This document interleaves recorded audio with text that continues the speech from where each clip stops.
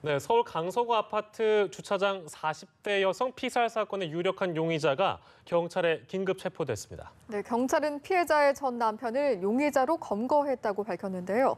강신업 변호사와 자세한 이야기 나눠봅니다. 어서 오십시오. 네, 안녕하십니까? 예, 강서구에서 있었던 사건인데 40대 여성 피살 사건이 있었습니다. 근데 전 남편을 유력한 용의자로 체포를 했네요. 일단 이유가 어떤 건지 좀 짚어보겠습니다. 어제 아침인데요. 이제 새벽에 지금 사망한 것으로 4시 한 40분 정도 되는 것으로 얘기가 되고 있고요. 네. 7시 좀 넘어서 이제 발견이 됐습니다. 근데 119에 뭐 신고를 해서 출동을 했습니다만은 예. 이미 사망한 채로 이제 발견이 됐죠. 예. 그리고 나서 이제 그 누군가가 이제 목 부분과 배 부분을 예. 찌른 것으로 지금 밝혀졌거든요. 예, 예. 그래서 CCTV를 이제 추적을 해보니까 지금 전 남편이 예. 살해를 한 것으로 이렇게 일단 밝혀졌고 그래서 예. 지금 얘기한 대로 긴급 체포를 했습니다. 근데 지금 이제 전 남편이라고 하는 것인데요. 예. 이 자식들도 말이죠. 딸들도 아버지가 범인이 맞다 이렇게 얘기를 하고 있거든요. 예, 예. 근데 이제 그 체포될 당시에 보면은 이 전 남편이라고 하는 분도 역시 40대 후반에 49세로 지금 얘기가 되는데요. 예.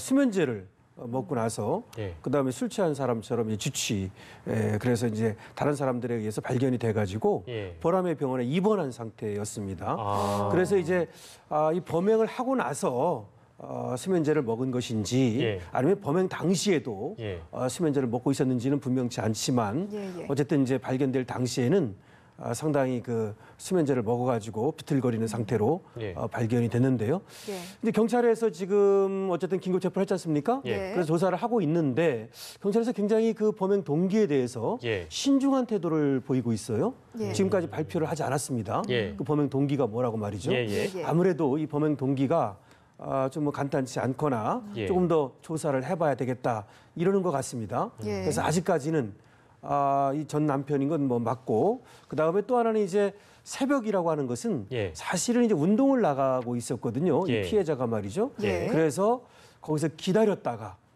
이렇게 어떤 살해를 한 것으로 밝혀지고 있거든요. 예. 그렇다면 이것이 둘 사이의 어떤 뭔가 보복범행이라든지 예. 내지는 갈등에 의한 것이 아닌가 이렇게 얘기되고 있습니다. 아무래도 당연히 고의성이 있다라고밖에 볼 수 없는 그렇죠. 정황이네요. 이건 이제 계획 범죄일 수가 있죠. 사실은 아침에 그렇게 이제 4시 40분이라고 한다면 굉장히 이른 시간이고 예. 그 시간에 운동을 나간다는 것을 알고서 와서 기다렸다는 거 아니겠습니까? 예. 사실은 그렇게 이른 시간이었기 때문에 누군가에 의해서 좀 발견이 빨리 됐더라면 예. 목숨을 건질 수 있었을 텐데 좀 안타까운 면도 있습니다. 이제 이렇게 이제 계획 범죄고 또 이제 보통 이렇게 살인 범죄면 기본형이 보통 한 15년 정도 됩니다. 예. 그렇게 되는데 물론 이제 왜 그랬는지 이 동기도 좀 더 밝혀봐야 되고 예. 그런 것들이 좀 밝혀져야만 이 범죄에 대해서 나중에 이제 어떻게 처벌이 될지도 드러나게 될 겁니다. 예, 알겠습니다. 저희가 범행 동기에 대한 부분은 또 밝혀지는 대로 추가로 얘기를 나눠보도록 하고요. 두 번째 주제 영상으로 넘어가도록 하겠습니다.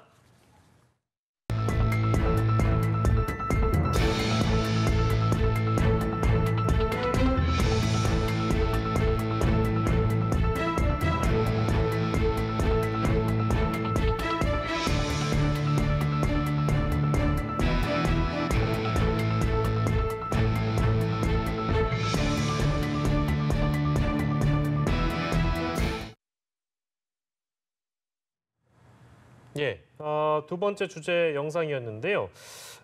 강남 쪽에서 또래 학생을 집단 폭행한 중고생들이 이제 검찰에 넘겨졌는데 일단 저희가 짤막하게 영상으로 보여드렸습니다만 배경 설명을 좀 듣고 자세한 얘기 나눠가겠습니다. 네, 지난 5월에 7명의 학생이 1명을 집단으로 폭행했다는 겁니다.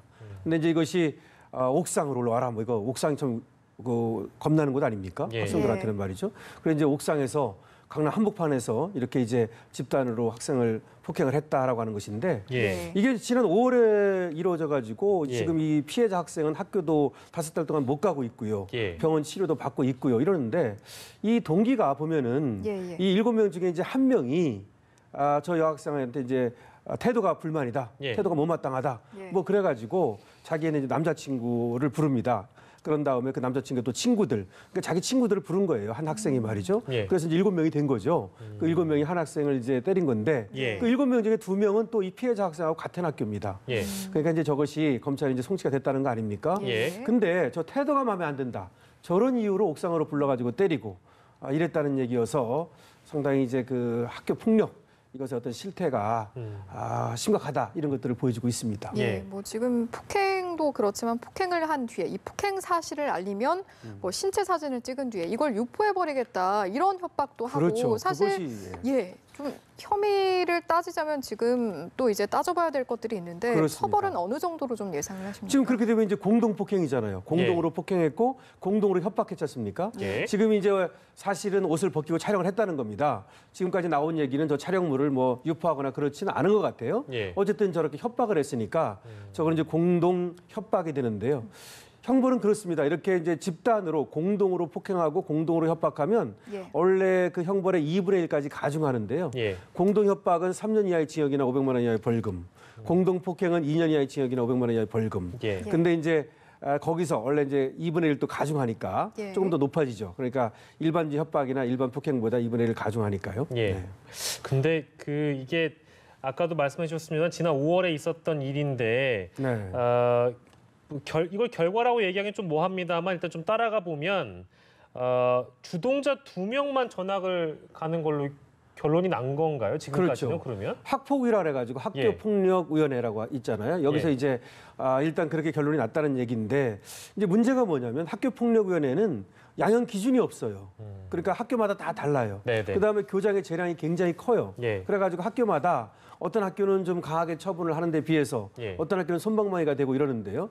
그럼 이렇게 피해자 학생은 그냥 2명만 뭐 전학 가는 것으로 그친다면 예. 그 피해를 어떻게 보전할 수 있느냐 예. 이런 얘기가 되는 거 아닙니까? 그렇습니다. 예. 그런 경우에 이제 재심이라는 게 있긴 있어요. 예. 그래서 이제 시도위원회에다 재심 신청을 해볼 수는 있는데 예. 그것도 잘 안 되면 이제 행정소송까지 가야 됩니다. 예. 그렇게 해서 이제 그 징계를 받게 하는 방법은 하나 있고 예. 물론 아까 얘기한 대로 아까 공동폭행이니 공동협박이니 이런 것들은 이제 하나의 형사처분 아닙니까? 예. 근데 형사처벌이라는 것은 아시다시피 이것이 형사 미성년자의 경우에는 또 뭐 보호처분에 그치게 되는 것이고 또 그렇지 않다 하더라도 이 학생들이라는 이유로 상당히 손방망이 처벌이 되는 게 아니냐. 예. 이렇게 되면 피해자만 억울한 것이고 예. 계속해서 이런 범죄를 막을 길이 없는 거 아니냐. 예. 그런 얘기 아닙니까? 그렇습니다. 그래서 이제 뭐 소년법 개정이니 형법 개정이니 그런 얘기가 나오는 것인데요. 예. 사실은 그래서 올해 법무부에서 소년법을 좀 개정해서 14세 미만으로 돼 있는 걸 형사 미성년자 말이죠. 예. 13세 미만으로 뭐 해보겠다라고 얘기하는데 예.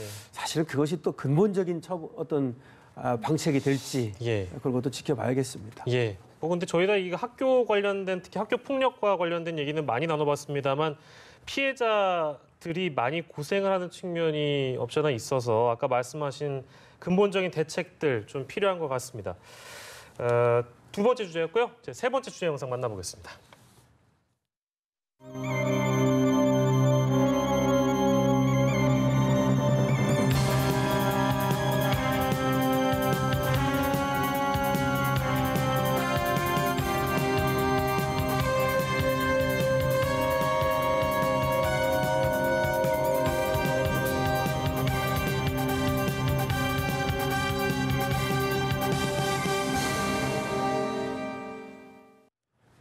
네, 아마 요즘에 온라인 쇼핑 그리고 해외 직구 이용하시는 분들 많을 텐데 이 해외 직구를 통해서 범죄를 저지른 사건입니다.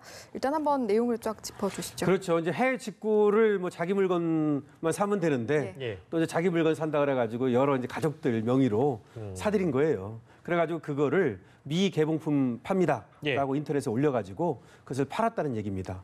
근데 원래가 자기 물건을 200불 이하짜리를 사는 것은 예. 원래가 이제 수입 신고도 하지 않아도 되고 예. 관세도 물지 않아도 됩니다. 네. 근데 이 사람은 지금 자기가 쓰려고 한 것이 아니라 다른 사람의 가족 명의까지 빌려가지고 예.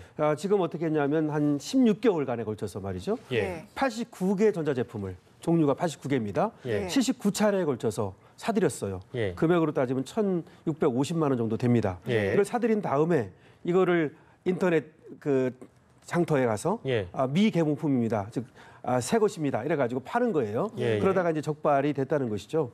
그래서 1심에서 벌금 250만 원, 추징금 1,659만 원을 받았는데 예. 여기에 대해서 이제 또 불복을 했어요. 그래가지고 형이 너무 무겁다. 예, 예. 그다음에 나는 내가 쓰려고 산 거다. 예. 이렇게 얘기를 했지만 네. 항소심에서 그것이 인정이 안 됐다라고 하는 것이 이제 요지입니다. 예. 결국은 돈 버는 방법도 참 여러 가지긴 한데 예. 자기가 이제 뭐 사서 쓰는 거에 상관없지만 네. 저렇게 편법을 쓴 거 아닙니까? 예. 저렇게 되면은 저거는 관세법 위반입니다. 그래서 그 징벌도 형벌도 받을 뿐만 아니라 예. 또 거기에 10배까지 또는 5배까지 그 추징금을 내야 되거든요. 예, 예. 그래서 참 그 벌금도 내야 되고요. 그다음 예. 추징금은 자기가 이제 얻은 그 이익 있지 않습니까? 그 이익을 그대로 이제 내야 됩니다. 그래서 자기가 이래서 아까 1,659만 원어치 왜 예, 예. 팔았다 그랬잖아요. 예, 예. 그래서 그만큼이 추징금으로 이번에 이제 내게 됐고 예. 이제 벌금도 또 낼 수 있는데 예. 사실은 벌금은 뭐 좀 250만 원으로 좀 약하게 처벌한 것 같습니다. 예, 관세법에 또 이게 위반이라고 하니까 해외 직구 물품 들어오실 땐 또 주의를 하셔야 된다는 측면에서 경각심을 좀 불러일으키는 내용이었습니다. 세 번째 주제로 만나본 내용이고요. 오늘 여러 가지 이슈들 강신업 변호사와 함께했습니다. 고맙습니다. 네, 고맙습니다.